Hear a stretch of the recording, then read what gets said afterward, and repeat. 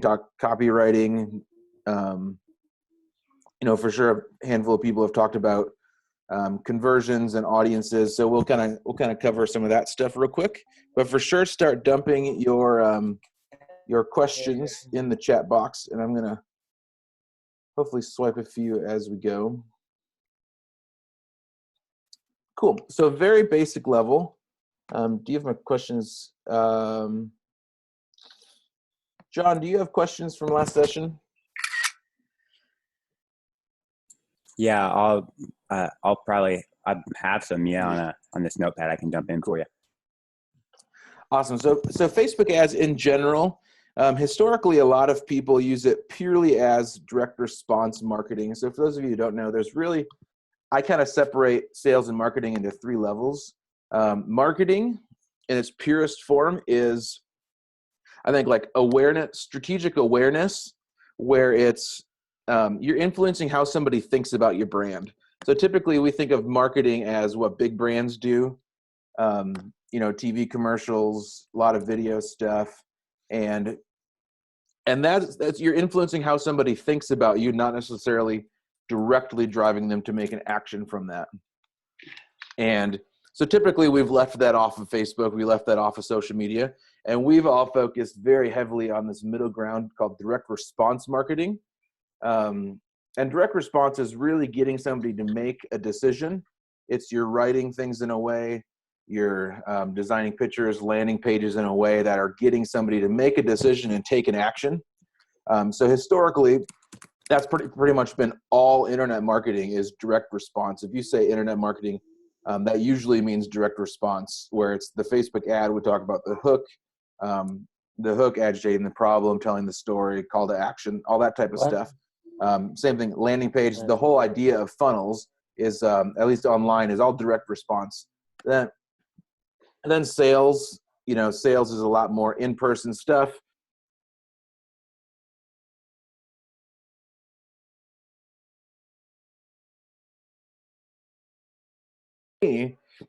There's 2 types of Facebook ads that I run. There is obviously the direct response, where it's getting somebody to opt in, getting somebody to take action, getting somebody to engage on something.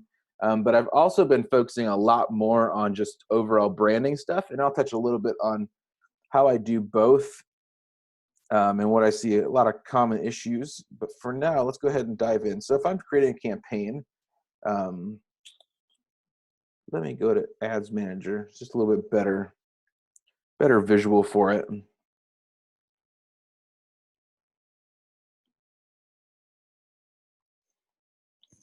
So if I'm creating a campaign, there's all these campaign objectives. So you're starting over here, awareness ads. I don't do reach very often, at least just not as a pure campaign objective. If I'm retargeting, sometimes I'll use reach, but that's just getting it into as many news feeds as possible in a very basic sense. Brand awareness, it's kind of like it actually uses Facebook's data a little bit more. So I've worked with a few bigger brands that are in like Cabela's and Bass Pro in the outdoor space, at least, where they're in a lot of dealers across the country, both local dealers and bigger chains. And I've used a lot of brand awareness stuff for those to promote specific dealers, because the logistics of trying to get somebody to sign up for an offer to a local store, that's just a mess. So this is kind of using Facebook's data, figuring out who's actually stopping and pausing or engaging, or, the idea of brand awareness is to show your ads to people who Facebook, based on their data, are going to be able to recall seeing it or keep it top of mind.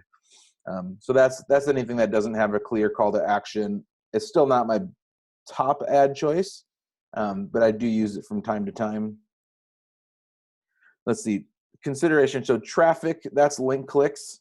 Facebook does some more optimizing than they used to, but traffic is just getting people to click on the link in your ad. That can be the link in the ad copy or the call to action button. And that's optimizing based on the Facebook side of things, not necessarily anything after that. Engagement, that I think they define it as like, comments, and shares. They define it a little bit differently. Page likes, event responses. I think they also call it like video clicks. If they click on a video, that's considered an engagement as well. Otherwise, I don't know how to justify some other stats. I see app installs, straightforward. If you have an app, great, explore that. Video views, they gauge, obviously straightforward, it's video views, but they optimize it based on the 10-second video view. And when we go in and look through some audiences, there's a whole bunch of different markers that you can create audiences for. When you see the views underneath a video and it looks astronomical, it's because that counter is based on 3-second video views, which doesn't do anything more than say you caught their eye and they stopped on your video, or they were reading the post above it and kept scrolling. So 3 seconds isn't very quality, but they optimize for 10-second video views. So that's what that is. They're optimizing based on that. Lead generation, I'm becoming more and more a fan of this campaign. This is, it'll pop up just a real basic lead form. So it looks kind of like if you have the call to action button, say sign up, and instead of sending them to a ClickFunnels page or something else, then you actually create a form right within Facebook that pops up right there. A lot of times it'll pull in their information, so they're just kind of double checking it, and then they're sending it. It's a lot smoother user experience. They're not toggling between sites. And in the online marketing world, anything that creates friction, you have a potential to lose people. So sending them to a different URL, different pages, there's not a lot of design potential, but they're clean and simple, and they get information, and it keeps them within Facebook. Messages, the call to action is a form from the lead. Yeah, totally, I will. So messages is, that's the call to action button, is to message you. I don't do an overwhelming amount of this, at least to cold audiences. This is kind of one of my retargeting categories. Because if you think about it, like if you're going to a cold audience that's never once heard of you before, how many of you would just out of nowhere message a page, at least in a quality manner? So for me, cold audiences is really never this. It's always some type of retargeting that I'm doing this. Haven't done a lot of bot work integrated with this, so but those questions, I'm sure we can figure some of those out. Conversions, this is specifically with the Facebook Pixel. You have to have the Facebook Pixel installed on your website for conversions. This does a number of things. The conversions will, I mean, you can tell it. They have a lot of preloaded conversions that let's see if we can just choose one. They have a lot of preloaded conversions in there, such as purchase and lead and content view. But what I like to do is I almost always create my own conversion type, and the conversion can literally be anything. Anywhere that you can install your pixel, you can install it on button clicks, you can install it on landing pages or thank you pages. So the most common type of conversion is going to be on the thank you page. So let's see. But conversion, it's nothing more than the Facebook pixel is triggered. Let's see. The Facebook pixel is triggered on whatever page or action that you tell it. And then what happens is Facebook turns around and learns who's taking that action. They learn who is taking that action and show more people like that, or show your ad to more people just like that. Most common would be if you have a landing page for registration, whether it's webinar, whether it's a discount offer, doesn't matter what it is, setting the conversion event to be the thank you page. Anybody that triggers the thank you page, obviously, they had to sign up first.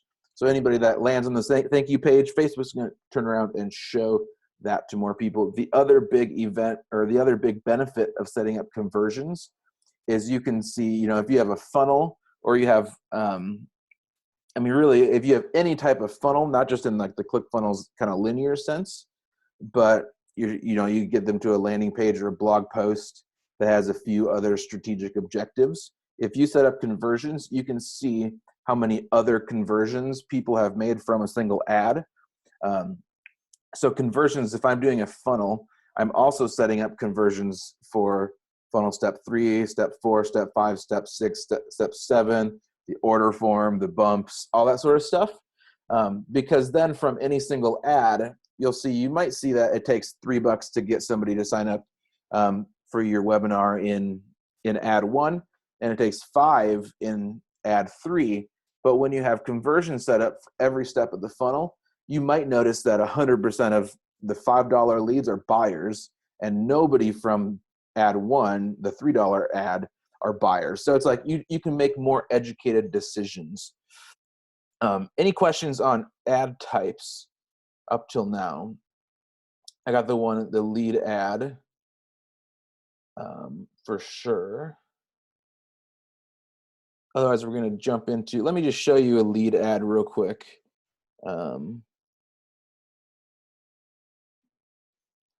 Let's see. Awesome. Glad it's helpful, Sherry. Remarketing ad campaigns. Cool. We'll kind of get that in just a second here.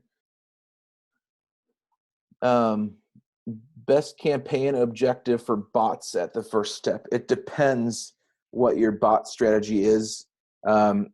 It's usually never views. For me, the way I do it, I'm almost always trying to get people to comment below. It's some type of engagement that's very organic to Facebook itself, which would be commenting on this post, creating an environment like that.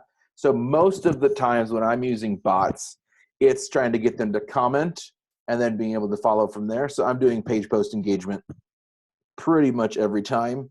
A lot of times I'll still do that on a retarget though,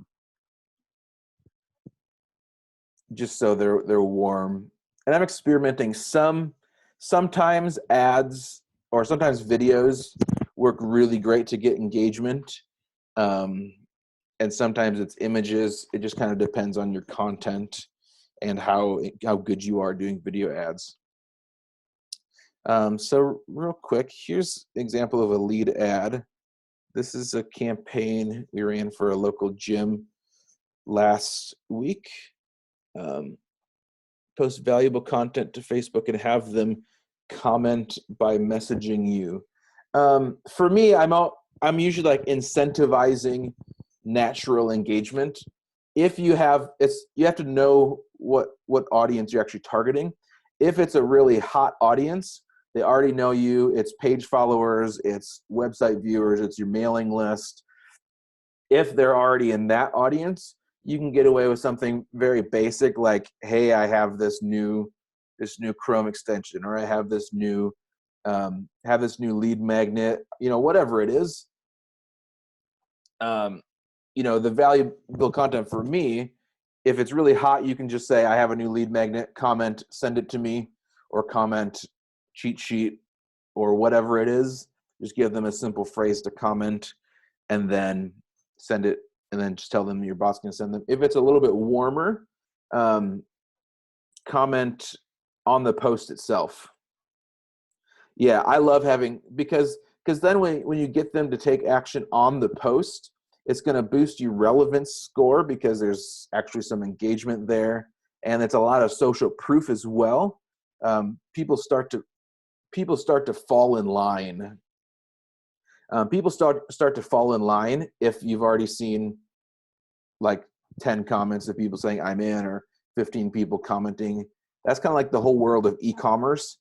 Is a lot of people will spend $20 to $50 up front just to get a whole bunch of social proof on their post. So that's what I like to do. I like to get them to comment and engage somehow. How does that integrate with bot? So in the growth, for ManyChat on the growth tools, there's a Facebook post growth tool.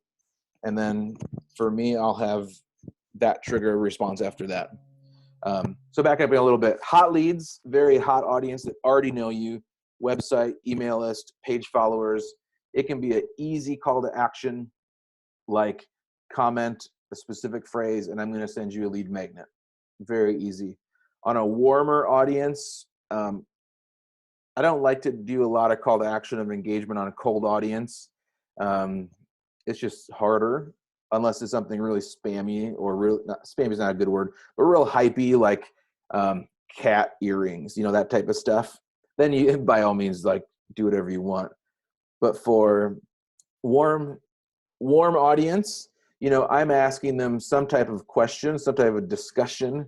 So for this one that I'm doing now, the warm audience is like, hey, I'll show you the ad in a second, but this ad has gotten me $1 leads and 70% conversion rate. Watch the video. I'm a little bit out of touch. Let me know which one you think is the most effective. Is it cohesiveness between the ad and landing page? Is it the offer? That type of stuff. And then I'm asking them to engage in that type of way to develop community. And then I'm saying, just, I am trying to collect data from you because I want to know what people are thinking right now about this stuff, about priorities in their ads. And because you're contributing, I'm going to send you my Facebook ads swipe files that I've used to generate lots of money for myself and clients. So that's what I'm doing in a warm audience. Cool. So backing up, lead ads. Let's see here. So this is a Black Friday offer. Cool. I'll give you the post, and you can see my awful. Awful bot sequence. Yeah, give me a second, and I'll find that page post for you. So where is the? Oh, there we go. So halfway down, you're creating this. You create a lead form, and it's really quite plain. So it's like, that's all it is. You can tell it. You can put a different image or a different video here for the lead form, and then whatever you want. I usually just pull in. Let's see, where is?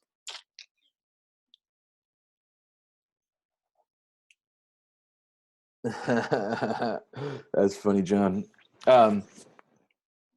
Yeah, so here it is. You can use the image from your ad as your header image. That's what I usually do, just because it's really easy to keep it all cohesive. And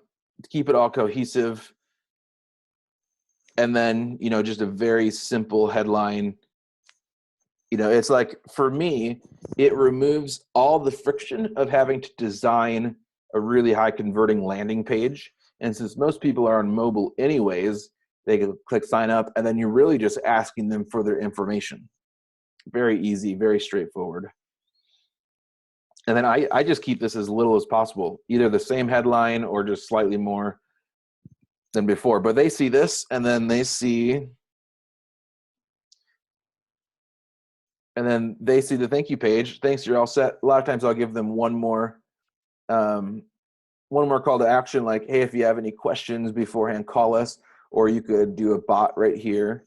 Like, if you're doing a voucher for a local business, voucher for free teeth cleaning, if you're in the dentist world, thanks for signing up. Call us today to reserve your spot. And it could be a call now type of action, or it could be send to the bot, whatever it is. It's a link, and you can send it wherever you want. And cool. So questions never to lead ads. So they're seeing the actual ad. You have to design the ad first. So in this scenario, this is what the ad looks like. I'm in Duluth, Minnesota. If anybody's way up north here, hit me up. But this is what the ad looks like. It looks just like any other ad you would design, except then when they click sign up, it shows up. Let me see if I can demonstrate that effectively. Oh, Grand Rapids is literally 10 feet away. Yeah, so I already signed up, but it looks just like that. It's just a simple, very simple pop-up, and that's it. Simple pop-up, simple thank you. And then user experience is phenomenal.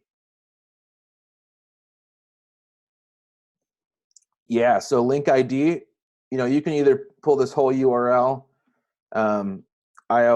This little slot right here is the post ID, those last stretch of numbers. That's your post ID for the growth tool. Is that Rocky? No, it's not Rocky. It could be. You call them whatever you want. So yeah, cool tools. You swipe that post ID, and that's going to work for your bot. And kind of hack number 2, lead ads, I don't think it works for.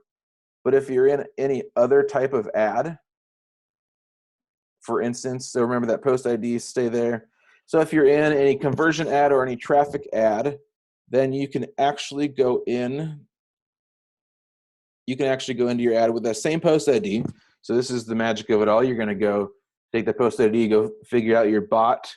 It's kind of an advanced hack, and you click use existing post, and then enter the post ID right there.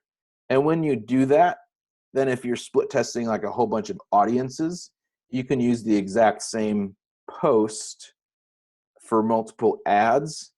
You're gonna get a lot of social proof that way. So get familiar with figuring out where that's at. Exactly. You keep all the engagement. So if I'm trying to do a bot ad specifically, if I'm doing a bot ad and I'm targeting website traffic, I'm targeting a colder audience, and I'm targeting my email list, I'm going to keep it all. It's going to accumulate. So specifically, a quick bot strategy is I always, no matter what the ad is, even if it's geared towards a warmer audience, I'm going to start by targeting at my mailing list, my page followers, and then I'm going to move out and use the same post using the thing I just showed you, the same post, and then target it at website viewers and then page engagement. So everybody that's engaged with me but never signed up for anything. And then I'm going to go and target it towards my colder audience. So that way there's already a whole bunch of people, because you guys know if you have a following of any kind, they're going to comment no matter what. Hey, I have something free. I have a free donut for you. Just comment below. No problem. They'll do it. So I always do that to build up all the social proof. So by the time it's the colder audience, yeah, like John said, there's 50, there's 100 comments. And it's kind of a no-brainer for them because the social proof is there. People are already signing up. Nobody's complaining, that type of stuff. So it's kind of a roundabout way to get to those lead ads. Any other questions specifically on those lead ads before we go too far away? Cool, I see a few before. So old school lead ads were really bad, but now Facebook has added a lot and made them quite good. Getting a lot cheaper leads than even any other stuff. How big does your mailing list have to be? It doesn't have to be very big. You can target people as long as there's 20 to 30 people that you're targeting. So that's pretty straightforward. The only catch is you have to have 20 or 30 that match your Facebook profile. So I'd say no less than 100 to 150. No less than 100 to 150 people on your list to make sure you have enough. If you're doing lookalikes, that's a different story. But if you're just targeting your list, they only need 20 to 30 matches. Where does the data go? So for the lead ads, the data is stored in Facebook, which you can capture a number of ways. A lot of times will use, when I'm doing client work, I'll use Zapier integrated with Twilio and have it shoot a text to the client, have it shoot a text to the person who just signed up, shoot an email to the client. But there's a great tool that John can tell you about that does some integration with all that stuff too. But otherwise, the lead ad is stored in here, and there's let's see. So then it's right up here. You go into the ad, hit edit, and download lead ads. And then it's going to pull stuff for you. Go ahead and download it. It'll give you a CSV of that. If we do, yeah, so I think you still need something. I have Infusionsoft. I think you still need something to bridge the gap between the lead ads and Infusionsoft. I don't believe there's a direct integration. Zapier, Premium Zapier, of course, or other tools that bridge that gap there. But yeah, Facebook doesn't give you a way. Facebook's not very good at giving you ways to help people leave the platform. They really like to keep people on, keep you on using their tools. So they're going to keep you in here.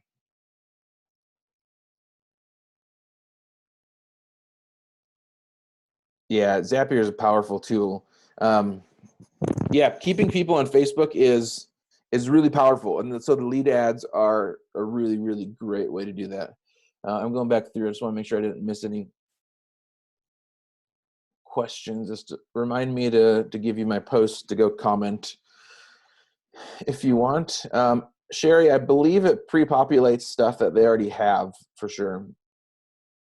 That's part of why it makes it so easy.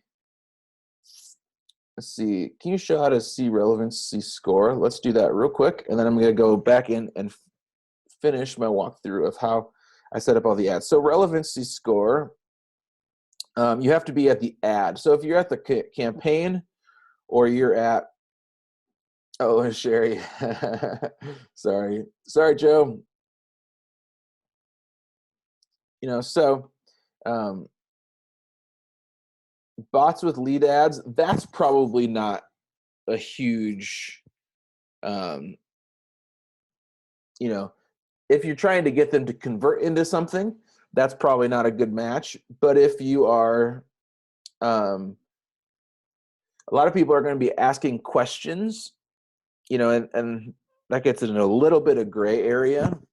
But if your whole objective is to get people to sign up on the form, you know, you could attach a bot that says, hey, I just saw you asked a question. Let me know. That's definitely gray, so I'm not recommending that. But I have seen people do it just as a quick engagement. Like I said, not recommending it because according to terms of service, you have to tell them a bot's going to message them. But that would be about the only way that I could see integrating them. Make sure everybody goes into the chat and clicks that link that John is sharing. So yeah, relevancy score, you have to be, when you're in Power Editor, you have to be looking at the ad. You have to be looking at the ad itself, and then there's a column for that. Otherwise, you can always do custom columns and set some stuff up that way. Let's see here. Let's see, John, target revenue, average ad spend per client. Predict, John, what do you want me to say about that? And that'll be my last question. Oh, nothing. They just asked what your list size should be. You know, what should your list size should be? So that's gotcha. an ideal calculation for that. Totally.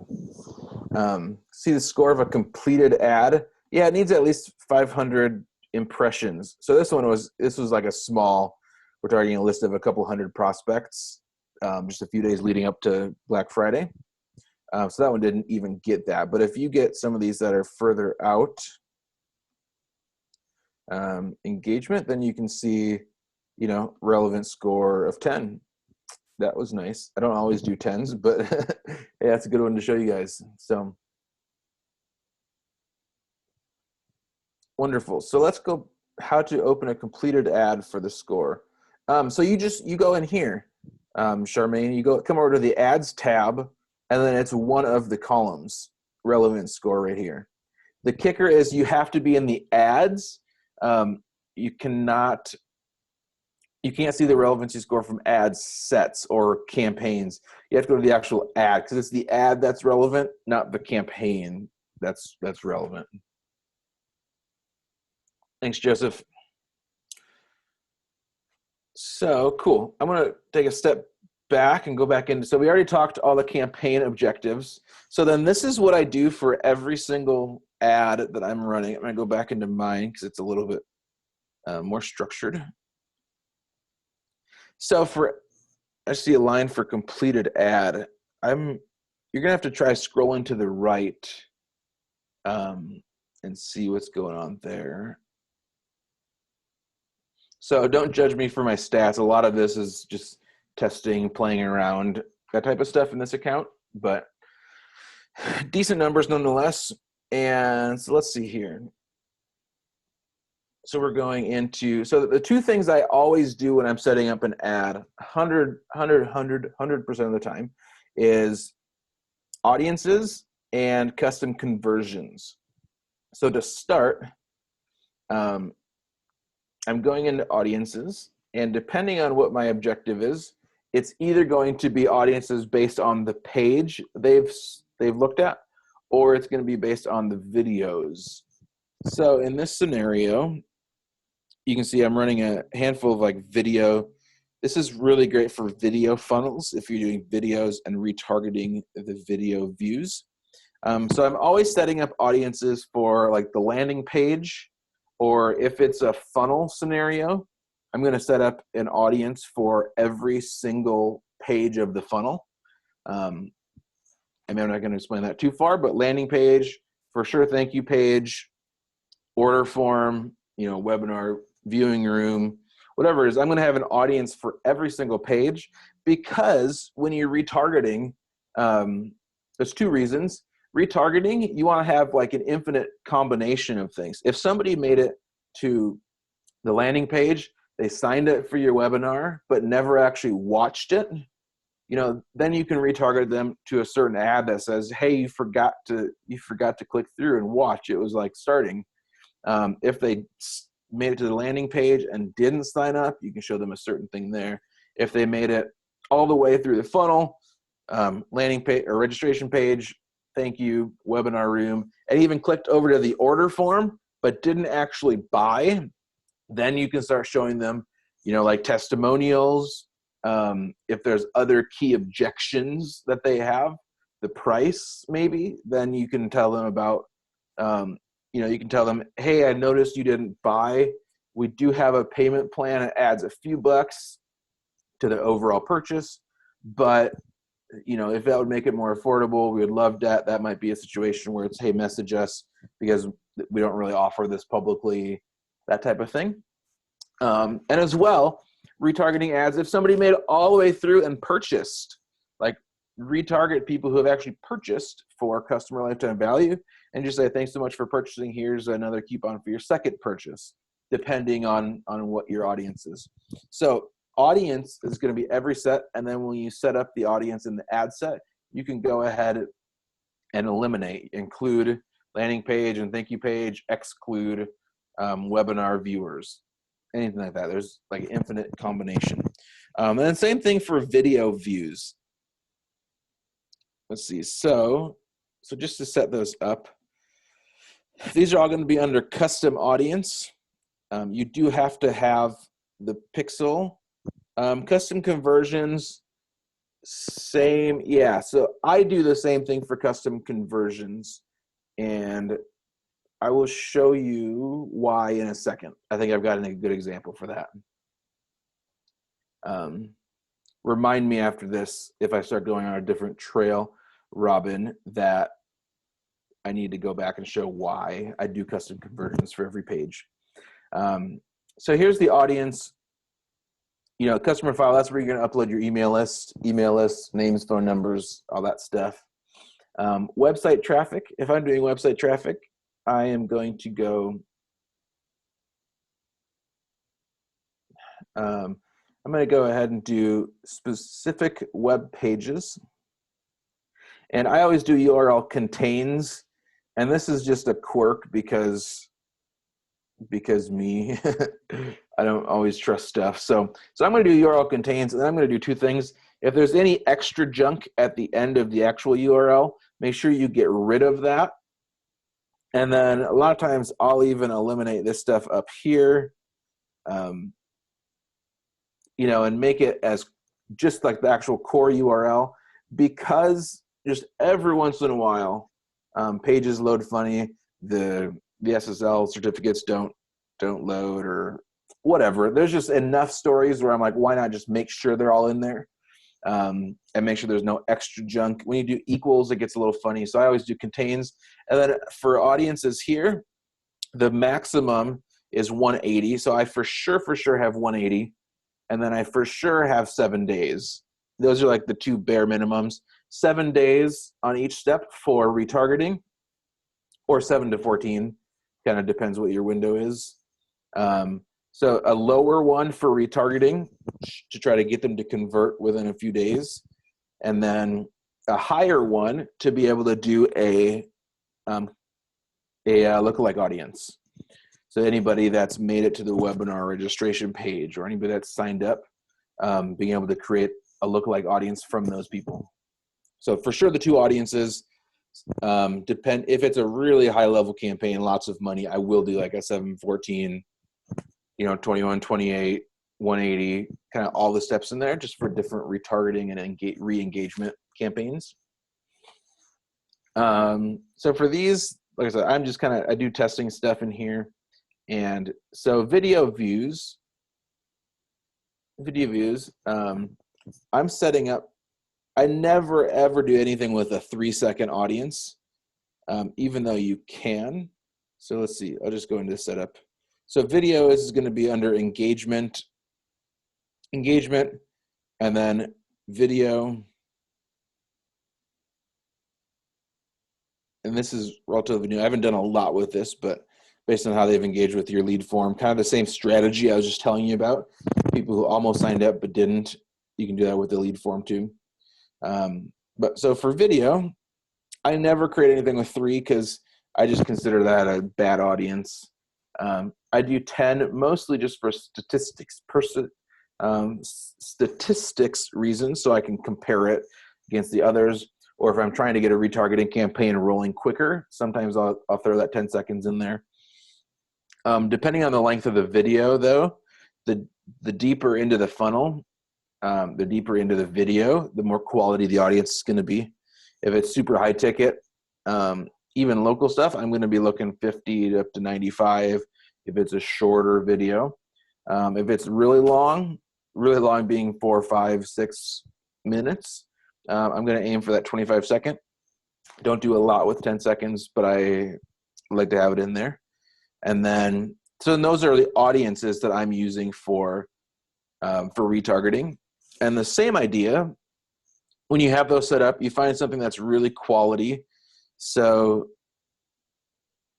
so we're just going to take the 25% views. This specific video, I believe, is 2 minutes. It was a video of how to install the Facebook Pixel in under 2 minutes. So if they watched 30 or 40 seconds of it here, then I'm going to check that box and go over here to actions and create lookalike. And what that does is it analyzes, last thing I read was something like 1,200 points of data of your audience, and then figures out 1% of the population that are most like those people. So it's going to be the best audience possible. When you're doing lookalikes, I always try to go as deep into my funnel as possible. Sometimes you got to start with just a mailing list, just a general mailing list. But then as your audiences grow, then I'm going to, use the lookalike from 50. Ideally, the lookalike from 95% when it gets up to enough people. And that's going to be one of my best audiences ever, assuming it's all qualified. Any questions on audiences before I'm going to go through custom conversions? And then I would love to have a whole bunch of, how do I do this in my situation type of questions. Sophisticated, do your coupons go? Let's see. So for me, usually it's just a simple code, at least on the retargeting stuff. That's kind of a technical question, Jay. I'm not the best person to answer. But the idea is just some kind of coupon or some kind of offer. Maybe it's message me or email me, whatever, on app post-purchase.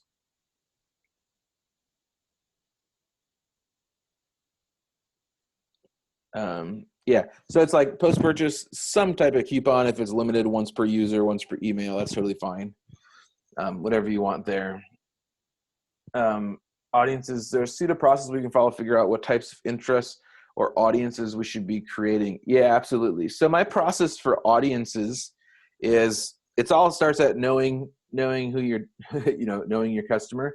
And a lot of times you'll see general interests that people want to target. Like I'm going to target social media marketing or, and for me, those usually are not effective audiences. Just because it's literally anybody that likes or has engaged with any content from any page that Facebook can somehow clump into social media marketing, which is a crazy number of things. It's everybody from 59-year-old or 67-year-old business owner Sally, who is, how do I log into my Facebook, or how do I add my daughter to Facebook? Boom, she's a social media marketer because she's a business owner. To the more advanced people that are, how do I create a complex 3-part video retargeting funnel, this and that. It's like, it's just so broad. So what I do is I always ask kind of 2 or 3 main things. I always start with, who are your competitors that have, just who are your competitors? And then if possible, who are the competitors that have the product or the offering most similar to yours? And then that's usually a really great place to start. Then I'm also going to look for, I'm targeting influencers in the space. So first, competitors, one note on that. If you're a local business, you just got to think out of the box, less a direct match, not the dude across the street. National competitors, if you're a local coffee shop, target Starbucks, that type of thing. I think big box store as well. And then the next thing I'm looking is for influencers. And there's a small distinction between influencers and celebrities, depending on your niche. In the business digital marketing space, they're kind of like synonymous. Influencers are celebrities. But if I'm in more of a consumer space, and if I'm in tennis, marketing a tennis facility, I'm probably not going to target Roger Federer, or I might try it. It's always about testing, but I'm not always going to just target a celebrity, because who are the people that like celebrities? I mean, it's anybody who saw them on TV, who follows the Olympics, who watches football on the weekends. I mean, it's pretty wide open. But I always define influencers more as like thought leaders in the space. So for tennis people, where are the online resources they're looking for, or who are the different coaches in there? More thought leaders than celebrities. And then I'm also going to be looking for kind of resources, magazines, TV shows, websites. So for me, I'm always doing a mixture of like Entrepreneur Magazine and Fast Company, Forbes, targeting that for business people, and a mixture of different, Amy Porterfield and Murray Smith and John Loomer, if I'm doing Facebook ad stuff. So those types of things, those are kind of my main pillars that I'm starting with for targeting. And then a lot of times I'll layer in some kind of behavior, a lot of online purchases, or, certain income brackets, depending on who I'm marketing. So that's kind of the process. I'm thinking, who are they following that's helping them think how I want them to think when they're buying my stuff. Reverse mortgages, celebrity spokespersons they hire. I would need to know a little bit more about that scenario. If you're just selling to open reverse mortgages, I might think potentially if that's there. Otherwise, I might think just people who are talking about mortgages, who are talking about money, specifically who are talking about money in the age brackets you're after. Money. I mean, that's probably how I would start. Yeah, you could definitely try that. Oh, I see what you're saying. If the company has a celebrity in front of them, you could definitely try that. It might not get. It might be too broad if they're doing a lot of other campaigns and that celebrity is being hired out a lot of places, but it's worth a try. Or layering in somebody who likes that person as well as, something broad like, money or investing or talking about or mortgages, kind of layer those in. That might be worth a try for sure. Let's see. Awesome. Yeah, so Aaron Rodgers, you could definitely try it, especially if they've seen him on their commercials recently. That could be very, very effective. If you can also layer in something about where they've seen him, I may be ignorant on that, but I don't know exactly the demographics State Farm is after when they're doing that with that commercial or that campaign. But figure out who they're after and target Aaron Rodgers and layer in one or two other things to try to get to that ideal audience that they're after. And then you'll start finding the people that saw Aaron Rodgers through this commercial or a part of this campaign. Yeah, I think that's great, especially if you can bridge that gap and talk about Aaron Rodgers or something, use language he uses, that type of stuff, bridge the gap there. Awesome. So let's head over to conversions. I think that's everything for audience. John, let me know if you had any other questions about targeting, but that's basically always where I start. Is that also sometimes like brands, if I'm doing, so many questions. If I do, if it's a lot of retail stuff, good idea, John. So if I'm retail or hair salon or something that's a lot of products, a lot of SKUs, depending on what I'm marketing, I might be thinking a specific brand within that.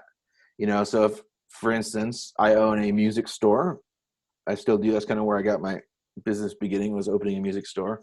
And so I'm not targeting like Guitar Center, or back in the day, I'm not targeting Best Buy. A lot of my targeting is either guitar magazines or it is specific like guitar pedal companies, specific brands that are most similar to the exact product I'm actually talking about.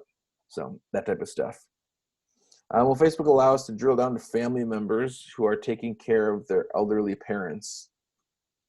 That's a weirdly specific type of thing. It's probably not a target that specifically says that, but I would be thinking you can definitely do it. And then with conversions and the pixel, like let Facebook do the rest of the work.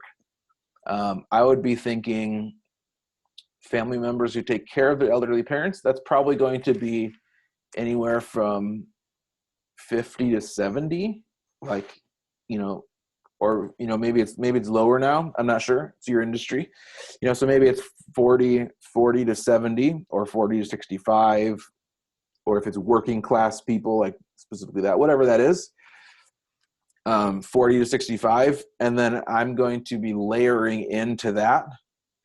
For sure, I'm going to say people that are married, people that are family values, those types of things. Then I'm also going to think about, but I don't know this for sure, but I'd be thinking about what are they thinking about to take care of their elderly parents? Sounds very abstract, but are they researching nursing homes? Potentially, so somebody that's 50 probably wouldn't be researching nursing homes unless they had elderly parents they were taking care of. So figuring out kind of creative ways to layer that stuff in there. That's how I would go about getting there, and just testing a whole bunch of things. Awesome. So over to conversions. I have one that is really good. That would be a great example for this.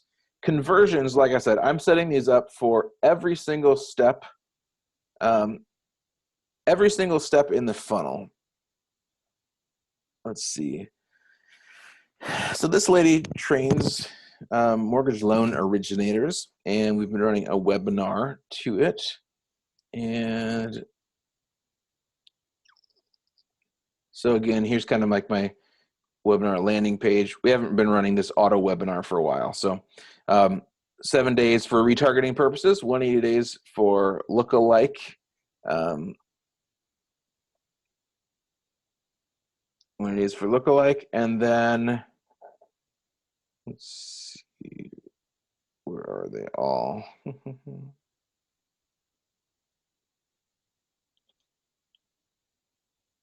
Oh, cool. Well, let me check this out. Yeah, right on.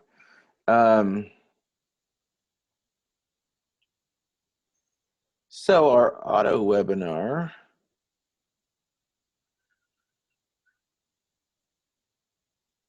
Our webinar, you can see we are getting, registrations for 286, which is pretty good. And when you have multiple conversions set up, you can kind of hold your mouse over this number, this results, and then I can see how many people made it to each step in the funnel. And obviously you have conversions, different parts on the website. There's some crossover there, but when you have conversions set up for every part, I can see that 822 people made it to the landing page.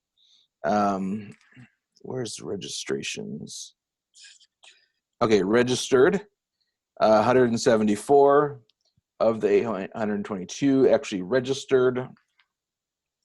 The live room, 34 of those people. And this is a little bit older, so some of these stats may be a little funny. So live room and then replay room, the actual sales page from it.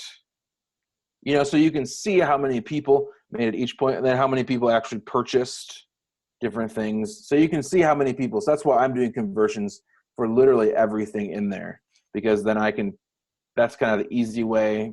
You can also go ahead and do, you can set up columns, or you can set up your own dashboard in a way. Let's see. So you can set up your own dashboard to be able to see some of that stuff as well. You can choose which conversions you want to see in the dashboard. So, and that way you don't have to do the whole mouse hovering thing. You can just see it all right across there. So that's kind of my custom conversions. Everything that can be tied to any campaign we're doing, for me, is going to turn into a custom conversion. Awesome. Any questions?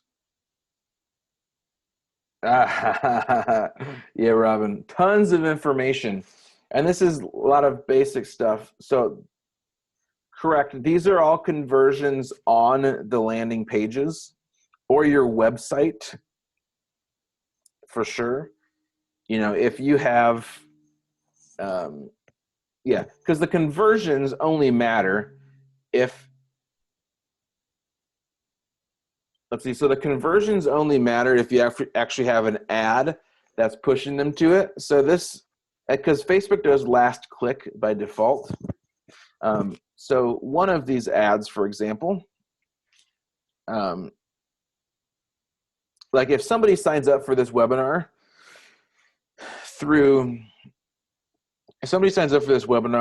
because they're already on a mailing list from years ago, or a friend refers them, that conversion isn't going to show up on here.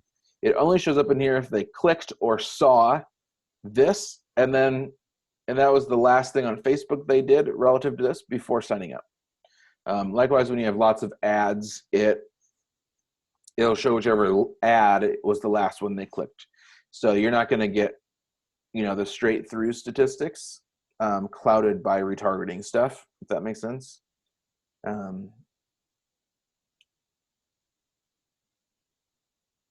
Let's see. So the pixel, so their instructions on Facebook do tell you to put the pixel on every page of your website. Most tools, though, have a spot where you can just put it between the head code that'll go across your website. ClickFunnels does, WordPress, great plugins for that, Shopify, kind of you name it, and it's all in there. Tim, make it a complete live example. We're gonna add promote a free PDF, free product sample, and how I can connect this ad correct with the bot. So I'll show you what I'm doing right now.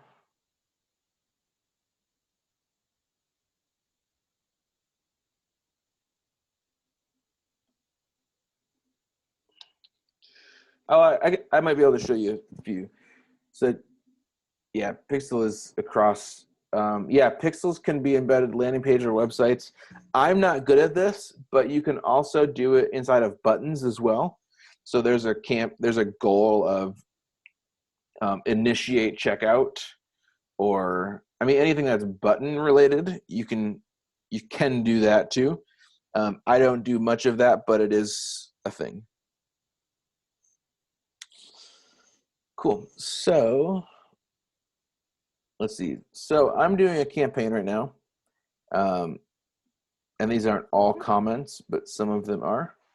And so what I'm doing is I started out with, let's see, where is it?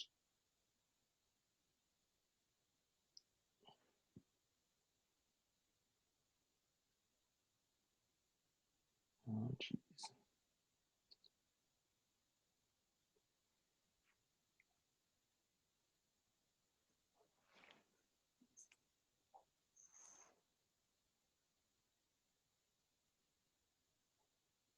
There we go. So I started out with a video, targeted a number of different things here. But I started out, and this is like an affiliate campaign. So this is like top secret, don't steal my ideas type of stuff. But I made a video, and this is a cold video to my general audience, how to install the Facebook Pixel in under 2 minutes. Lots of people watched it. And there's no bot on this one. This is like literally just please watch the video. So that way you know I'm a boss. That's it. In digital marketing space, you kind of have to lead with a ton of value nowadays, or be just a wicked awesome copywriter, because it's so cutthroat competitive. Especially if you're in the teach people marketing space, like it's incredibly competitive. So some of these you can simplify and do differently. But how to install the Facebook Pixel in under 2 minutes? Really hypey. Everybody's confused by the Pixel. So let me put that out there and provide a ton of valuable content. Yeah, always lead with value. Like, yeah, my comment was only sometimes you can simplify it and have a call to action right on that one and link to an offer. And then the offer is, or the value is within the content on the post that links out. But in this scenario, it's like I have to lead with double value just because it's such a cutthroat market. So I'm doing that. And this is, like I said, this is all an affiliate thing for ClickFunnels, crazy enough. And then what I'm doing, so how to install the Facebook Pixel under 2 minutes. That's wicked awesome. Huge pain point installing the Pixel, and then huge resistance. So it takes forever. I have no idea how to do it. And if I can do a video walkthrough in under 2 minutes, it's like a no-brainer. People watch it. And then, let's see. And then from there,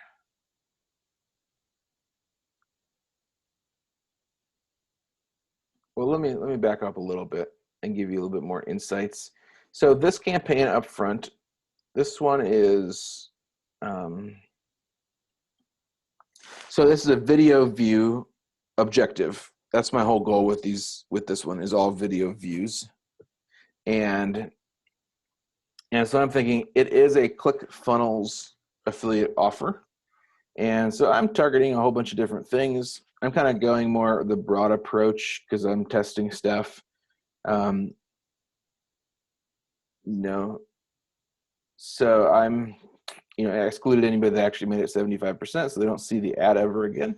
In this scenario, I'm doing just different English-speaking countries. Confession, this is a little bit of a lazy approach. A lot of times I would want to split test those across, but I'm more testing just the general funnel concept to see if I can get anything at all. And just audience I think might be, not too old, not too young. They can buy it, but they don't not care about technology. And specifically, it's Facebook ad people. I think I said this before. Like, I'm after Facebook ads people because I would call ClickFunnels, my whole positioning is that ClickFunnels is a great counterpart to use with Facebook ads. So that's kind of the positioning with that. So I'm targeting Facebook ads because the whole video is install this, and I'm excluding Russell Brunson because I don't want to waste money on people that are already like hip with all of his stuff. And it's really nothing more than that because it's just a big audience. So video views is what it is, and that's what I'm going after there. Not a lot of layering. And then the ad itself, let's see. So in the ad itself, let's see. Obviously, that's the video.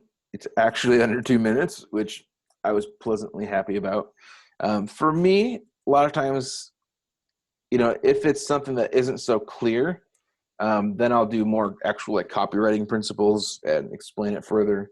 But most people, like, they're willing to give you 2 minutes if you make a promise. This, for many people, this is an enormous promise that they'll give you 2 minutes in hopes that you can solve this problem.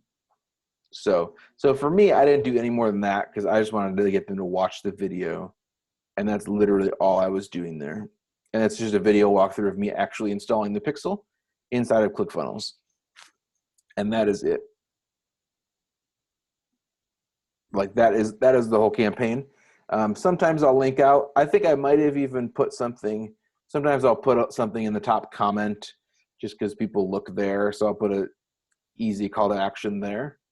And actually, now that I mention it, I did do that. And here's a slight sidetrack, but kind of a semi-advanced hack. This wasn't working quite right, but there's a cool tool called Snipply that right now so you can put your pixel inside of some of these links. So then what I do is I'll put a Snipply in one of the top comments just to see if anybody clicks, and a few people have. And then I set that URL as a custom conversion. Like, you remember we talked about custom conversions, and I'll set that Snipply as a custom conversion so I can see how many people are clicking the random stuff to go somewhere else. So that works great if you're sending people to a website you don't own or your pixel isn't on. So mostly like affiliate stuff, or if you were featured in Forbes or a business you're running an agency for was featured in local magazine or local newspaper, local news station, and you're running ads to someone else's website, then I use that for sure. You can put a pop-up on there, but I primarily use it for the pixel to be able to retarget. Let's see. So that's campaign one, is just that. And then, and that's literally it. And then I'm doing this. Let me drop that one.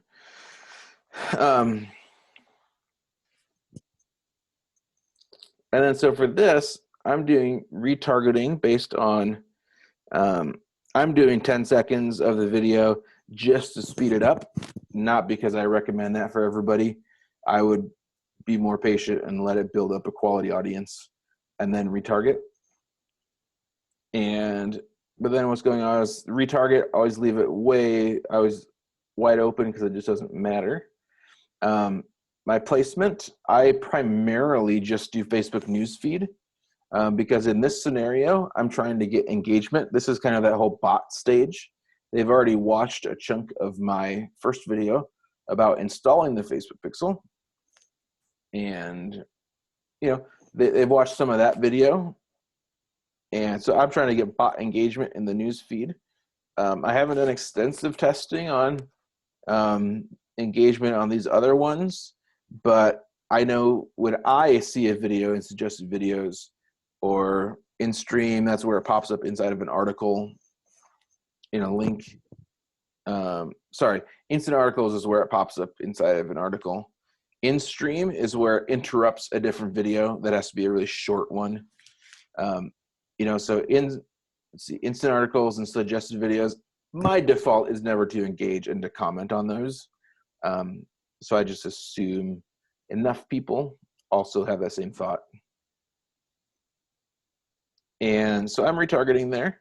And this whole campaign is all page post objective. So I always put campaign D right there, PPE, page post engagement. And the third thing is the ad set, or the ad itself. This one does a little bit more of a story where I'm saying there are 3 or 4 main reasons why these Facebook ads were so successful for me. I'm curious what number you think is most important.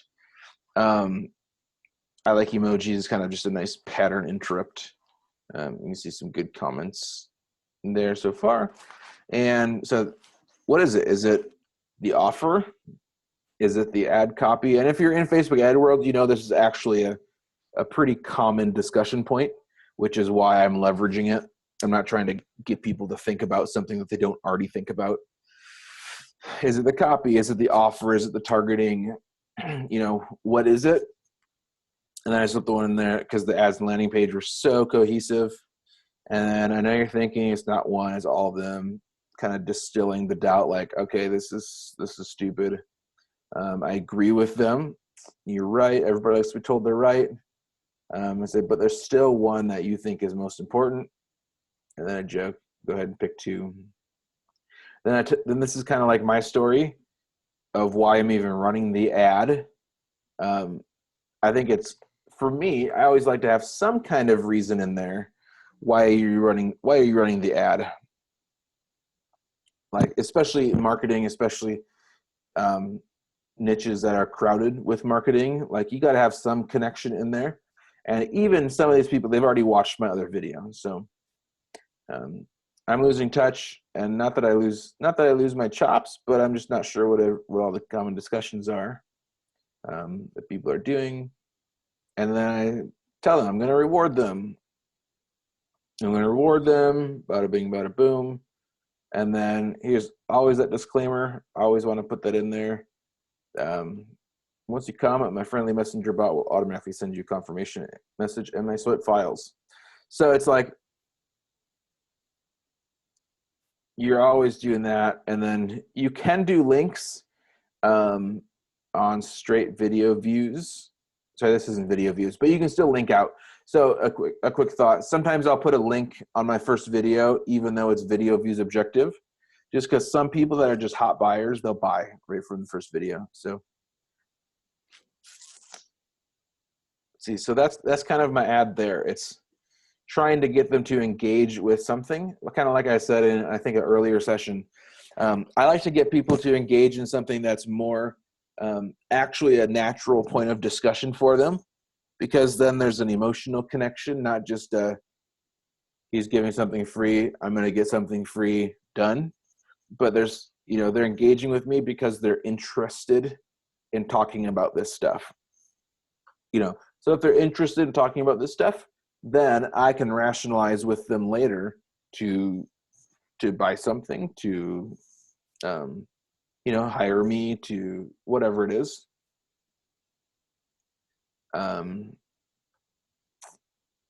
Yeah, but I like to do engagement from something that's actually natural to the market and in a way that's natural to Facebook, like that. How do I do the icons? So those are emojis. And, it's kind of dumb. Like, Facebook doesn't give you a way within here. So if you look in Facebook itself, they've kind of figured it out. They've kind of figured it out here where you can actually, here it is. So you can add emojis from Facebook itself. So Facebook groups, that type of stuff. This is awesome. But they haven't actually allowed you to do that inside of Ads Manager or Power Editor. So I just kind of know what emojis I like. And so I'm going to do number 1. You can see my searches are all coming up. Number 1 emoji And I just copy and paste that because emojis are basically, well, they're close enough to text now. Yeah, cool. Dennis has a good link. Oh yeah, totally. I do go to that one. That one's always the top result there. It's the exact same thing. Completely. You know, and then you just copy and paste those into your post. It adds a different color, different flair, kind of catches their eye a little bit more. It's for me, it's kind of like if you're designing a landing page and you have certain lines that are bigger fonts, some are smaller, some are bold or whatever. It's a way to kind of highlight different parts. If somebody's just skimming the article, then if somebody's just skimming, then they're going to catch their eye at some key points. There's a few reasons. Here are the reasons. What are they? Kind of helps. Okay, you know, so I kind of bypass that rationalization in my scenario. There are reasons. Great. Here they are. Great. And I'm already thinking, right, well, it's all of them. And I go, okay, I'll just pick 2. That's fine. Okay, comment below. Perfect. You know, so kind of it brings attention to some of the key points in there, and some of it's just goofy. Like if you're in a very consumer niche, very something that can be hyped a lot, like emojis are fun on top of everything. So sometimes I like to put emojis in my headline as well, the finger pointing thing, to get people to click there for sure.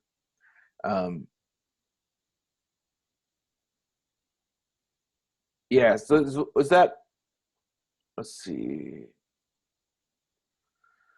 So back to Tim. So that's a complete live example right now. And then in order to connect it correctly to your bot and your responding sequence, like I said, so I'm going to go here, click that, and then go to see the post with the comments. And specifically, I'm going to take these last numbers here and copy those. And then head over to my mini chat. And then for me, you know, maybe there's different ways to do it. I'm definitely not a chat expert or a chatbot expert, but what I'm going to do is do automation. No, that's not true. I'm going to do growth tools. And then I'm doing this one here. And then putting that in somewhere. Oh, you have to do it to draft and then change the post and then putting it right there. So that's what I'm doing. And then there's probably a better way to do this, especially after, yeah. So then from there, John will show you how to make the rest happen. But that's what I do. Get them to comment. Yeah, right. Get them to comment, and then there's just a quick interchange. You know, I do a few questions because I like to get micro commitments and micro engagement. And then I give it to them. Boom, here it is. Awesome. And tomorrow I give a few more tips, and slowly day after day, it's a ton of value that slowly sways them into realizing that the landing page is a big part of what they have to do. And then, so that's how I pivot that. Yeah, post ID number is that same spot. Tim, did that answer your question? And then for me, I do the freebie or the PDF. I do the freebie or the PDF as a deliverable inside of the. I do that as a or as a attachment, a file attachment within MiniChat. Let's see. Please show again. Which part do you want to see again?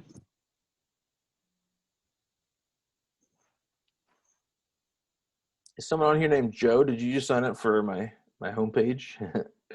All right. Cool. Post ID number. So we find that here. So we're in, totally. It's a good one. It's different than what you get from commenting on the ad. So I am in Ads Manager or Power Editor, whatever it is, and there's 3 tabs. You go all the way over to the ads, hit edit, and then over here links. This one's really short for some reason, but anyways, manage Facebook comments, because then it actually pulls the post itself up. And then when it pulls the post up, you have facebook.com, you have /, I think this is a page ID, so that's not going to help you. And this is the actual post ID. And the post ID is, so the post ID, then I can take and do a few things with that. Copy that. I can do kind of that hack I showed you before. If I have a whole bunch of ads and ad sets that I want the exact same ad for to develop social proof, I can do, let's see,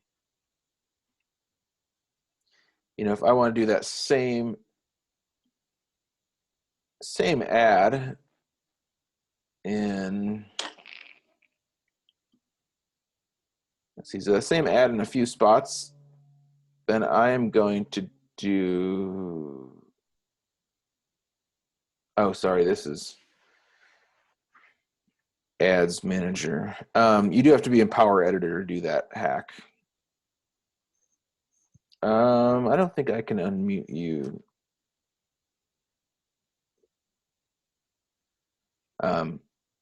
So I can do that in there, and then in mini chat, it's inside of the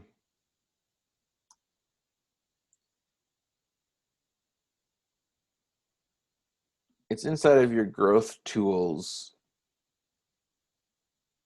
right there, and then that's where you're doing inside of growth tools.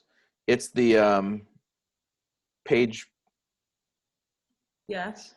Hey Matt, it's Joe, and Hey, what's up, Joe? Sherry's with me now. She just got back to our home office. Awesome. Hi, Sherry. Hi, how are you? She's really an expert at doing the Facebook ads and ManyChat. I'm just starting on both. Cool. But she's excited that you're demonstrating here and taking questions. So The question I was asking about the post ID is when I pull up a growth tool to insert for comments on Facebook posts, all I've ever seen is that it pulls up all the posts on my page. I haven't seen where I could put a post ID number.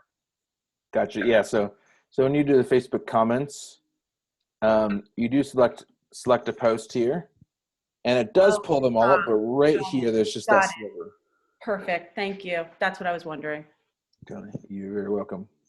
do you have any other questions about Facebook's ads in general?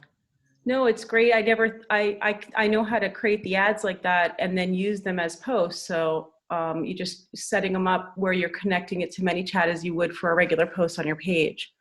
Yep. But doing it for an ad. Exactly. Awesome. Thank you. You are welcome.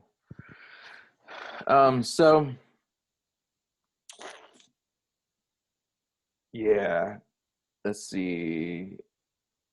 Thanks, Dennis. Tim, was that better? Let's slow down a little bit. And then you can do it in all the awesome. Real estate agents selling to real estate agents. You have to give me a little bit more insight into what you're selling them to know for sure.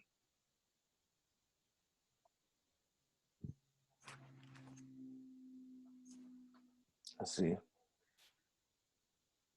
Oh, you're trying to, yeah, so for sure come back in 3 weeks when you have that whole session on selling stuff. How many people that are on currently do agency work? Like you're running ads for somebody else versus yourself.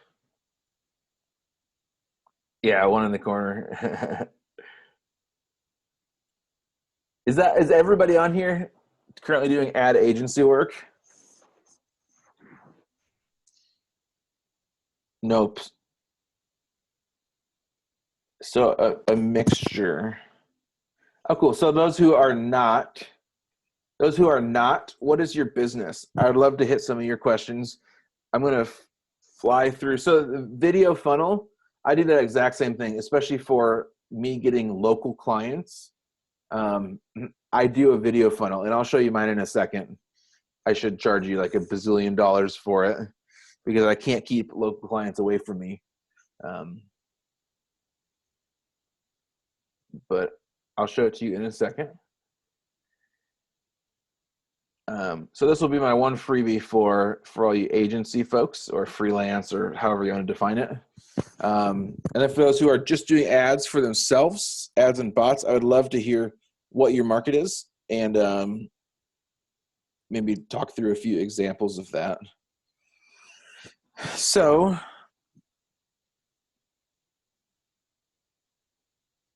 let's see. So here is, no, I can't find it now.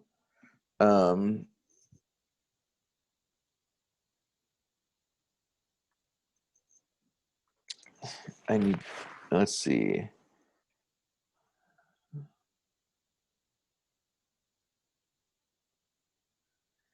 Yeah, organization isn't my strength. So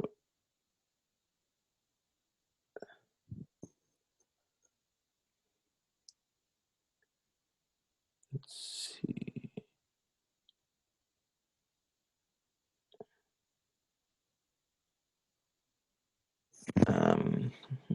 One second, I'll figure out where this is.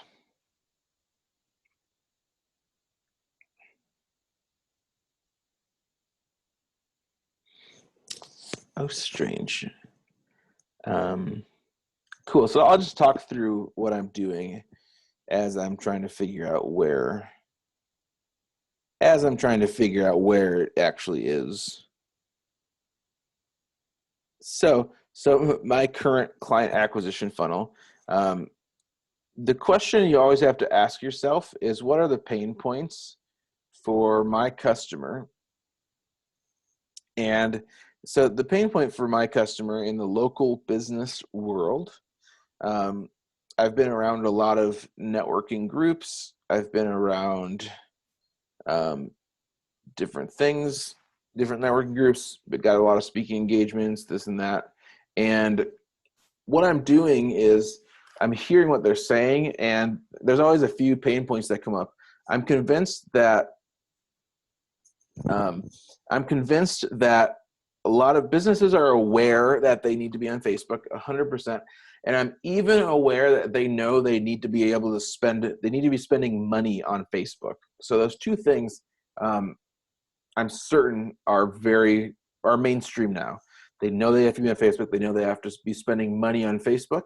So then here's the two pain points that I hear people say over and over and over. They say, I've boosted so many posts because I know I have to spend money on Facebook, but I don't know if it's working. And that's their verbiage. I've boosted so many times, but I don't know if it's working. So that's one. I've heard a few that are slightly more advanced say, I know I need to target people, but I'm pretty sure, like, I'm trying it. I just don't know if it's getting in front of the right people or not. So I've got a few videos that are going out, and they're off now because I have to fulfill on all these people. But so I have a how to target video. So the video I lead with, so how to target, the video I lead with is I made a video. So I made a video that I called No More Boosting. This isn't the video, sorry. So I made a video. I have a bed sheet in my office hanging up. So this one was straight to a PDF, but it's this idea. The video is why you're not seeing any results. This wasn't the winner ad. There's some different copy on there. Something like, that's the phrase. I give Facebook all this money. I have no clue if it's working. I just asked them, is that what you say? And so it's a video. And I'm like, why boosting posts isn't effective? And people love it. Like, it's a big deal. And so obviously that's a little bit high, $6 leads on that thing. But the big thing is they're watching the video. They're watching the video. They're figuring out. I had a number of businesses message me right after that and say, I just got done boosting a post from my page, and then I saw your video saying that I shouldn't be doing that. So we need help. How much do you cost? And like a good handful of clients just from that. The other handful is then I go ahead and either I've done two, both retargeting and this as a separate campaign. Let's see. So I'm doing, this is the other one then. The other pain point for some businesses is how to target. And, so I walk them through basic things. Easy video, bed sheet, whiteboard, not high production, but it's for me, it's getting authority in a local town. Facebook targeting done the right way. I always talk about boosting because nobody knows what Facebook ads are. Clients, I mean, depending on who they are, of course. Like, this is largely like a local strategy. So I'm just saying, this is why your boosting is bad. This is why your targeting boosting is bad. All that type of stuff. And people are commenting on that one as well. And then they sign up for my guide somewhere. So yeah, I'm using this post from somewhere, a different ad that I was running. But then here's my other trick is I don't link out in the video. I link out in the post text. And then I link out in the post text because it looks more natural that way. And then people sign up for the guide. And then on the thank you page, I pretty much say, look, and the whole landing page is quit wasting money, boost, how to spend less money boosting posts and actually know it's working. That's kind of like my headline. And then boom, on the thank you page, it's literally my calendar. Step 1, download the guide. Step 2, you're going to realize that it's impossible to keep up with, and that what do I say? It takes a lot of time to manage these, and it's near impossible to keep up with if this isn't all you do. So if you want a free strategy call, and then I lay out my strategy call, there's a button in my Calendly link right there. So that's what I'm doing. It's the same way I approach every single business, though. I just did it for myself. And I say, what are their pain points? Either greatest pains or greatest desires. And somewhere in those, like, that's how all of your ads should be.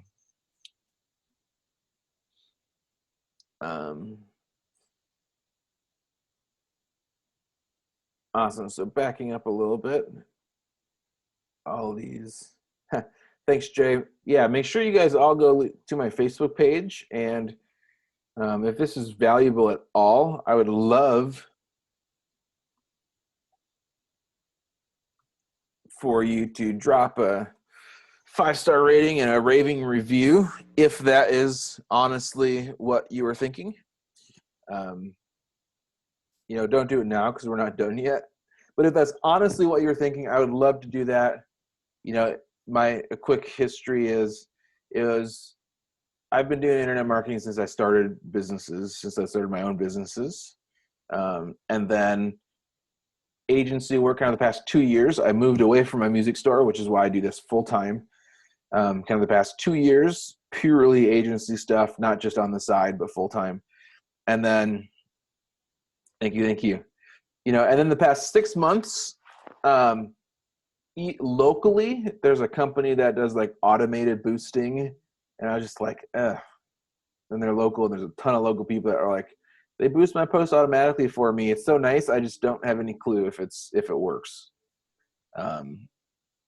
So that's when I kind of got fired up, both and online as well. A lot of people that think that just because they took a single class that they're a marketing expert. And if that's you, like, keep going. Like, you got to get started somewhere. But it's turned into so many horror stories for so many people that get taken advantage of, which if that can't be you, otherwise you wouldn't be on this call educating yourself. But so I just heard horror stories of people that were just taken advantage of, and they're very skeptical of internet marketing. So that's when I kind of started doing more teaching stuff. And where did that come from?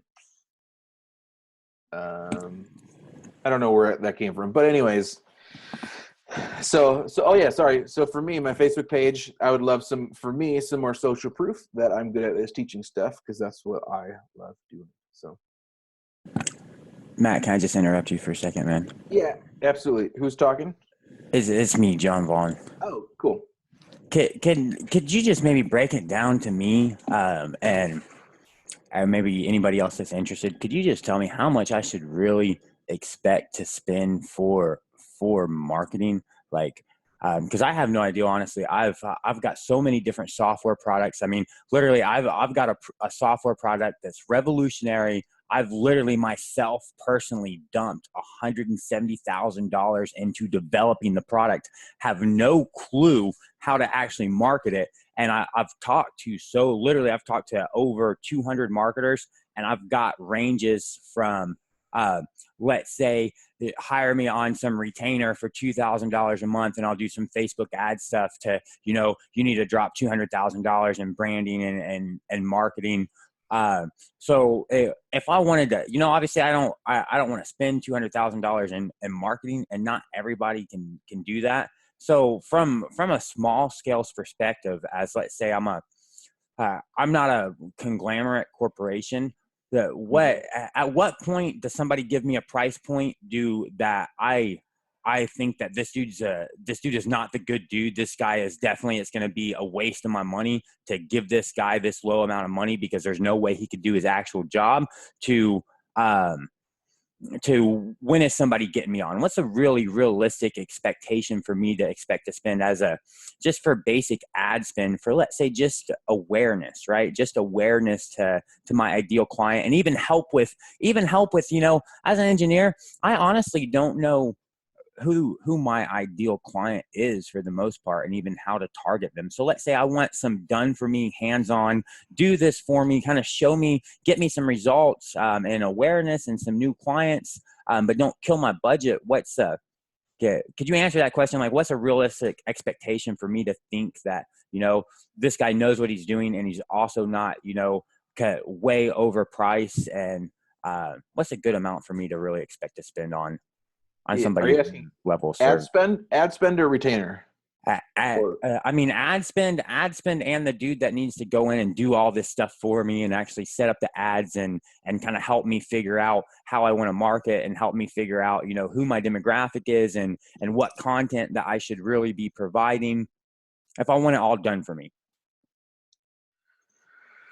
Yeah. So, I mean, that's a kind of a lot bigger full business type of deal. Anywhere there are people, so I'll just talk to me for example. I tend to slide on the lower side of things. So for just kind of basic local clients where it's literally a couple of ads, I do like 500 minimum, just because it takes time to even set up and keep up with stuff. And that's kind of like a time minimum, and I'm good at it. So like, you're just going to have to deal with it that much. On the high side, I know people that are doing high-end e-com, where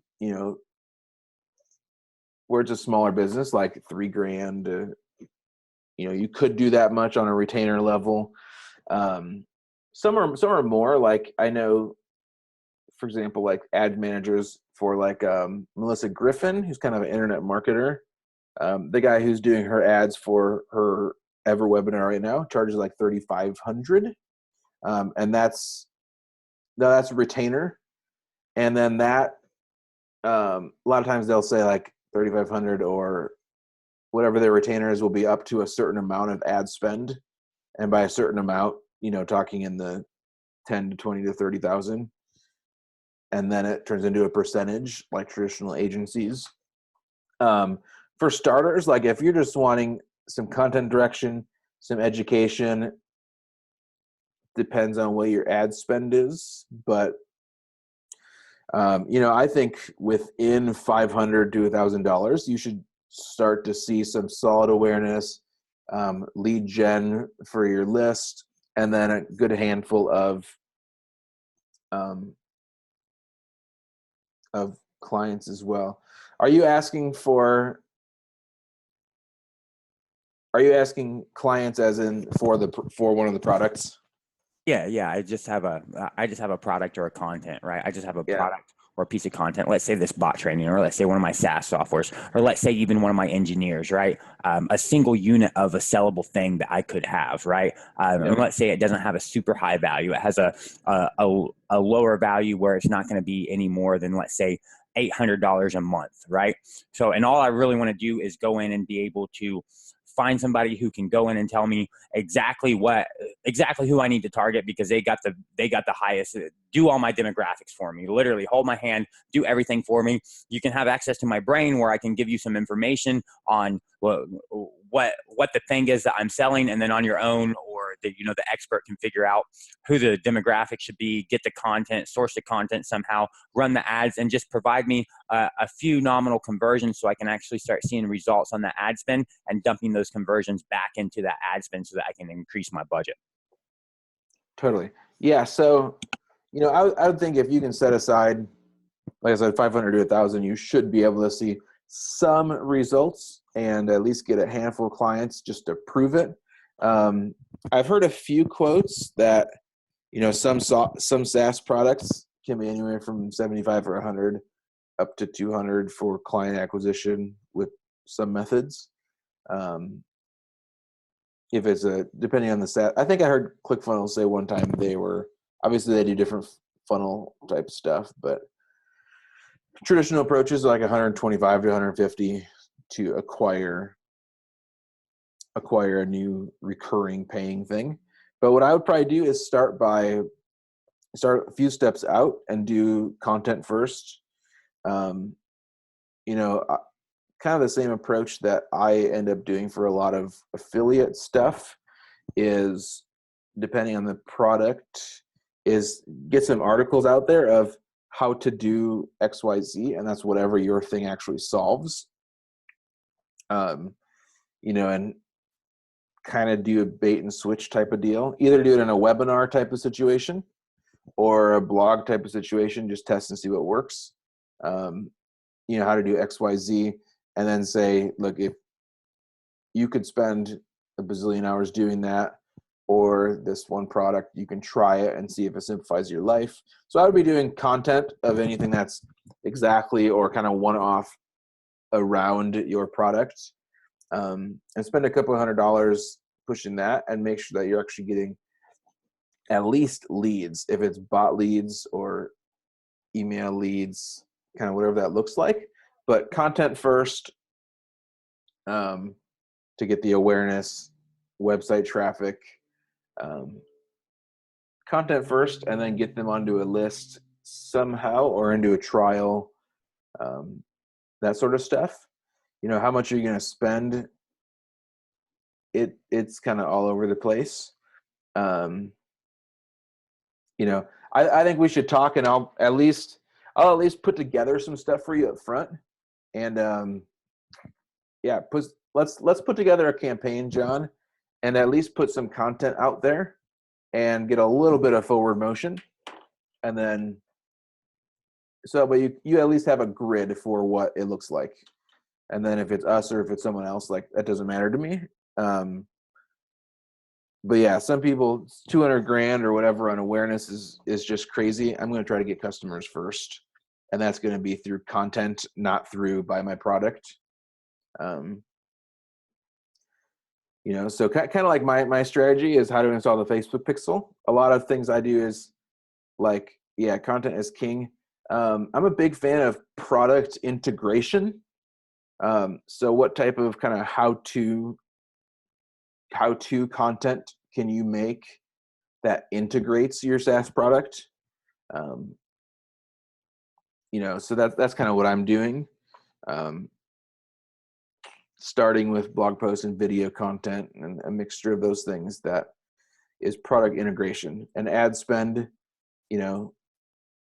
500 to 1,000, and then retainer. If it's just that, just really basic front end lead gen stuff, could be anywhere. 750 to 1,000 retainer, or if your ad spend gets higher and there's more complex retargeting and kind of more holistic stuff, anywhere 1,500 to 2,500 or 3,000 if it's really like high scale type stuff. But starting out, I think $1,000 retainer, 500 to 1,000 ad spend is a good place to start for that type of thing, a SaaS company that you're trying to get bigger, just because SaaS is harder to acquire customers. Okay, so you're saying if I budgeted around 2K, 3K, then I could get somebody that's like you, that wants to lead with value and not try to get a huge amount of value, maybe get some conversions in my ideal. So if I didn't want to pay somebody the 2K, then I could just kind of watch your webinar again, watch this replay again, kind of understand some of the hacks and things that you've given already.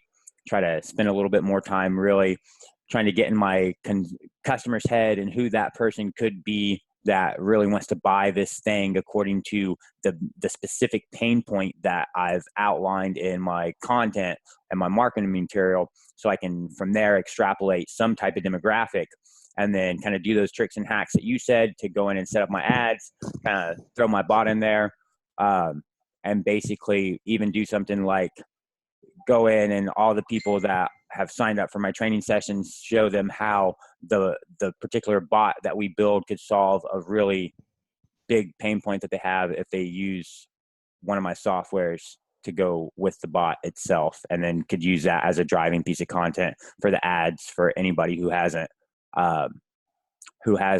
taken my bot course as a double whammy, to try to get them in my bot course and also try to get them in my product, and then just kind of take the money I would have given you and then just triple down on ad spend and hope the shit works, or just probably pay you up front and let an expert go in and actually do it. So maybe 3K is what you're saying, 3K, and I should be getting a little bit of results where I could start to get some confidence that, if I trusted you with some more money and trusted my ads and started spending more ads, I could start scaling out those results. Totally. Yeah, you should, like, in all reality, you should see some type of traction within, you should be able to see some type of traction within $500 on the high side. So it's not just like blow 2K on ad spend and then see. But I would say, well, 2K, I mean, what I've noticed, Matt, is, honestly, what I've noticed is I've spent, honestly, just messing around, I've spent over 6K in ad spend on Facebook, just between running ads myself or, just messing with their APIs and building out applications that deal and directly with their APIs. And the ads that I ran myself, I'm like some of those people from where you're at. And I really honestly can't tell you if I got anything from that ad other than some likes and some email addresses that have not actually converted. I have no clue, man. So yeah. I mean, I would say, you should see some type of traction. Either it's a clear process of lead gen, and then some ratio of what leads are turning into paying customers or into trials, then into customers, kind of whatever that metric is. So let's see. Yeah, those videos make a killing for sure. Clear first, John, set the goal, then budget. Yeah, obviously, make sure it's someone you can trust, someone that'll sit, and this is for any business, but someone that'll sit down and actually lay out some kind of strategy. Because for me, and that's why I always lead with this type of offer too, lay out a strategy together, because I think execution of it is 80% of the equation, and only 20% is actually the knowledge of it. So I would do content first. You might even try webinar stuff.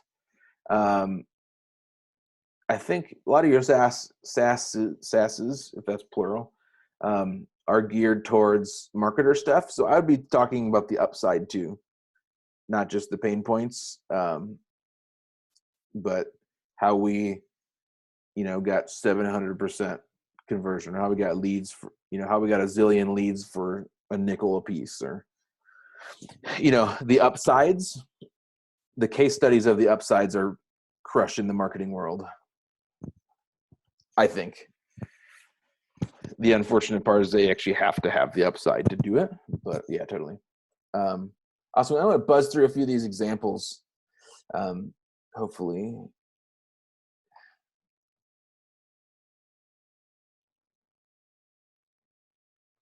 Yeah, Sherry or Joe has some good advice. Like, in your situation, John, free trials are hard because it's like, it requires such a macro strategy for someone to sit down and be like, yeah, free trial. But, if you're interested, I can at least get you some traction, I think. So back up, buzzing through a few of these medical device sales. Following, I can't get up. Medical device. Boy, that one's tough. Anything medical can be kind of tricky on Facebook, because if you get too hard into kind of severe pain points, that gets sketchy. I'm going to buzz through a few others and come back to that. Craig, if you have questions, like hit me up on Messenger or something. Joe Sherry, online education to new parents. We help big brands get better results. Cool. So the online education to new parents. Yeah, I mean, it depends what you're educating on, but I would be touching on all the big, have content that's all the big, and you probably are doing this, but content that's all the big pain points of new parents. My kid doesn't sleep through the night. I don't even care honestly, I don't care what you're educating them on, but every single pain point. My kid doesn't sleep. I don't have a social life. Never see my wife. We fight on who needs to take care of the kid next, or who's got the night shift. Like any topic at all is fair game there. Freelance photographer. I mean, I think that's a little bit easy. You just show some of your pictures of some of your best shots, and target it against those people. So family shows some great family portraits against parents and people who are family, or get somebody with a phone and show one of your sessions. You might not be family, but that's just an example.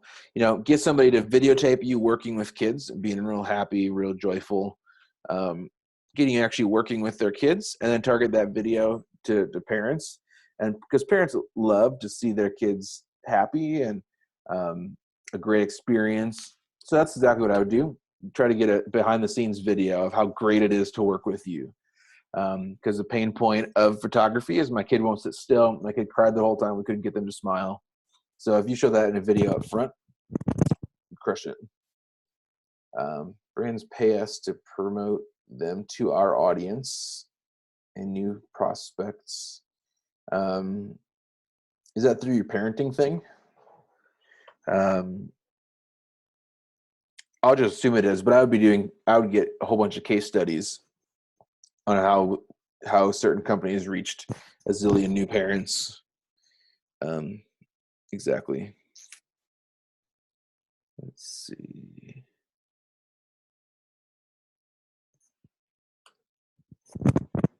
I think I'm covered all the questions. I'm trying to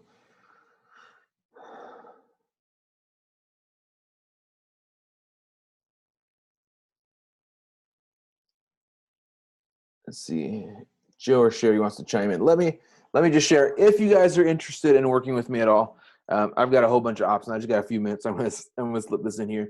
Let me know if you're a beginner agency. I've got kind of a great 6-week coaching program that'll take you through my whole process of client acquisition, take you through customer research. We didn't even get a chance to talk about that, but I think that's the biggest issue with most people is they don't know how to understand their customer the right way. So kind of that whole process, very in-depth, all one-on-one, work on your clients, work on your own education. If you need somebody to do ads management, yeah, totally. 4 months is, yeah, could be a great fit for some coaching stuff. If you want ads management or just kind of holistic digital marketing, I've run multiple businesses, so that's what I do. Let me know anywhere on the very, very low side. If your market's easy and your ads are easy, 500, anywhere up to, 25 to 300, 2,500 to 3,000. If it's pretty complex, hard markets, complex strategy, and a whole bunch of things in between there. Or you just want some help with certain clients or certain campaigns. Hit me up. I would love to help. Otherwise, lots of free resources, Facebook page, Facebook group, you name it. I'm kind of everywhere. So any final questions or comments before we got just a few minutes left? Don't want to hold you over time. Somebody's best way to connect with you. Let's see, I'm not always fast at it, but I would say Facebook Messenger on my personal is the best. I'll drop that link there. I get too many messages, both because I do so much client stuff and just open coaching and Facebook groups and my own businesses as well that I'm managing those staff and those customers. So I'm not wicked fast, but I'm reliable and will always respond. So that would be the best way. And then you kind of get my cell phone after that. What Facebook groups do you suggest? I suggest mine. It's pretty newer. It depends what you're trying to learn. There's a handful of really great ones out there. I suggest all of them, by the way. Just join all of them. Whatever you're trying to learn, join all of them. Watch their content when you're on the group. If the content seems good, if you seem like there's people engaging and giving value, then give a higher priority to those guys. As you see groups that you just have some admins and they're just, saying, hey, spend this money, then start weeding those out, joining more groups until you find there's several groups where when you go inside there, it's like a jewel because you find like a bunch of people trying to learn stuff, and you find like some 5 or 6 people in there that are super smart and geniuses, and then like they're in what they do in the area that they do, and they're just dropping content bombs all the time and they're giving a lot of value. So if you're one of those people who like to just sit around and not really I don't want to say that are cheap and don't want to pay stuff, but if you like taking advantage of free stuff and free content and value, then start doing that. Join all the groups that you can find over something, and then just watch them in your feed. And as you see that this is a stupid group, then just leave that group and focus on the ones that are great. Yeah, I would also say find a few groups that are not marketer groups, but are still business groups, but not marketer groups. I get a good number of clients from there. So. It's been great, man. I learned a lot from you, actually. So I would definitely like to talk offline because, man, I've honestly been in need of a marketer, and so we'll talk later offline. I really appreciate you coming to the session. So if you guys have any other questions for Matt, then his information is going to be down there where you can contact him at any time. I really appreciate it. Like I said, I learned a lot from you. I learned stuff that I could actually I could go in and implement myself, and things that I didn't know. Like, honestly, I did not know on that audience where I could I knew it was kind of possible, but I didn't know how I could actually do it. Didn't know how to go into Power Editor and do it. And that's a really, really valuable thing because I've ran a lot of ads where I've got some 50 comments on each ad. And if I could have funneled, those 15 ads all into one, I'd have some huge ad that has, 250 comments on it that whenever somebody sees, it's like, damn, this people like this thing. They're engaging on this. There's all hearts and likes and stuff here. So really appreciate it, man. Absolutely. It's an honor to be here. That's it though. So that I will see you guys a little bit later on. So there's another training session. Matt, feel free if you want to come back to those training sessions. If people really want to query your time, if you have the time and you want to give it away, then if that's what people would really want to do and that's valuable to them, then that's what I would like to see happen, obviously, because I want everybody that's coming to these sessions to get what's really valuable to them. If you guys really want to learn how to build bots, we're gonna do that as well. So a lot of this stuff we can go in that Matt showed us and we can implement right in the bots. But we'll be back at 5 p.m. So thank you guys for coming. Super. See you guys later.